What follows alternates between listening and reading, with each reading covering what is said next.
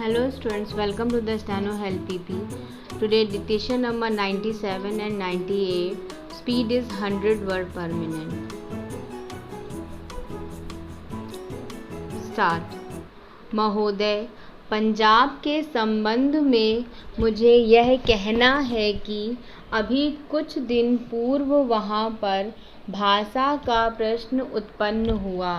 मेरा अपना विचार है कि जब भाषा के आधार पर पंजाब का विभाजन हो गया तो आज पंजाब की भाषा पंजाबी है और यह पंजाब के लोगों को निर्णय करना है कि वह पंजाबी किस लिपि के अंदर लिखी जाए।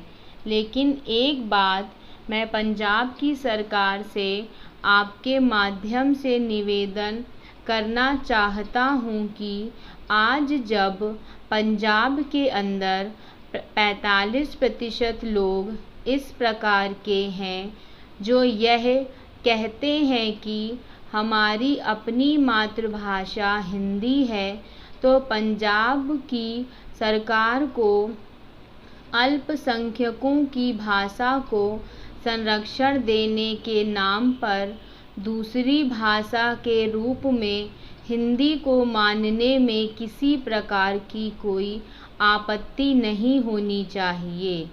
इससे दोनों के संबंधों में मधुरता आएगी और किसी प्रकार के अनावश्यक आंदोलन से हमारा सीमावर्ती राज्य बचा रहेगा।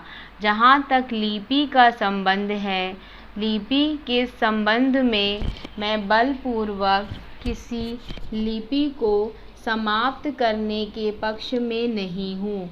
मेरा विचार रहा है कि देश में अपनी लिपियों को सुरक्षित रखते हुए अगर प्रादेशिक भाषाएं किसी एक सामान्य लिपि को वैकल्पिक लिपि के रूप में स्वीकार कर लें तो देश की अनेक भाषाओं को निकट आने में बहुत बड़ी सहायता मिल सकेगी। अगर पंजाब के लोग भी इसी आधार पर विचार कर सकें तो मैं समझता हूँ कि यह पंजाबी भाषा के हित में और देश की एकता के हित में होगा।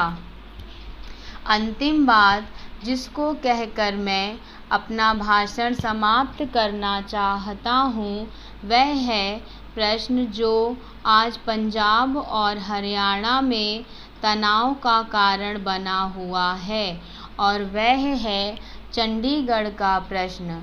सभापति जी, आपने देखा होगा कि कल इस प्रश्न को लेकर यहाँ एक गर्मागर्मी का वातावरण भी उत्पन्न हुआ। इसके लिए मैं मुख्य रूप से केंद्रीय सरकार को दोषी मानता हूँ। सरकार की अपनी आदत है कि जो इस प्रकार के विवादास्पद प्रश्न होते हैं उनको लंबा टालने की प्रवृत्ति बन गई है।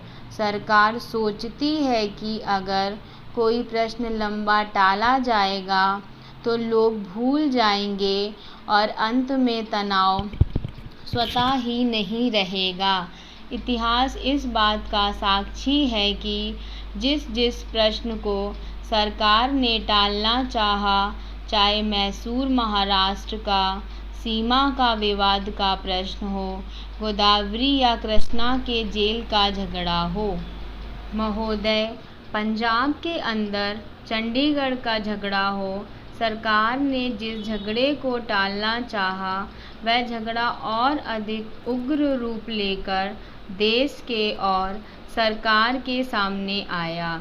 इसलिए मैं चाहूँगा कि इस सरकार को आगे के लिए यह परंपरा डालनी चाहिए कि जब भी इस प्रकार के कोई प्रश्न आए तो उन प्रश्नों पर दृढ़ता से विचार किया जाए और तत्काल उनका समाधान किया जाए।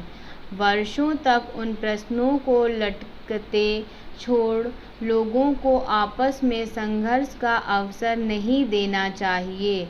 मैं आपसे निवेदन कर रहा हूँ कि जो राष्ट्रीयकरण के समर्थक हैं वे भी राष्ट्रीयकरण को साध्य नहीं मानते।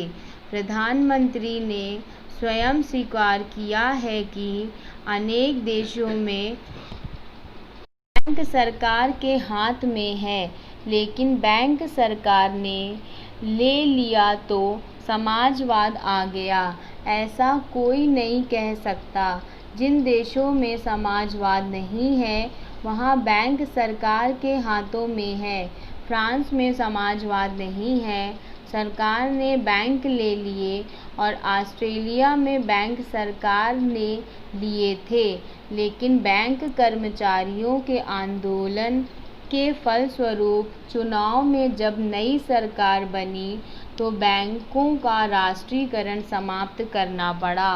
राष्ट्रीयकरण कोई हर रोग की रामबाण औषधि नहीं है, और राष्ट्रीयकरण सरकारीकरण में नहीं बदलना चाहिए। जिस तत्परता से सरकार ने बैंकों को अपने हाथ में लिया है उससे आर्थिक क्षेत्र में कठिनाइयाँ पैदा हो सकती हैं। नए नए लोगों में नई आशाएं जगी हैं। क्या ये आशाएं पूरी की जा सकेंगी? अगर ये आशाएं पूरी नहीं की गई तो उनके परिणाम भयंकर होंगे। सहकारिता के क्षेत्र में हमने लोगों में नई आशाएं जगाई हैं। हमारा तंत्र उसको पूरा कर पा रहा है। समाजवाद मात्र इरादा नहीं है।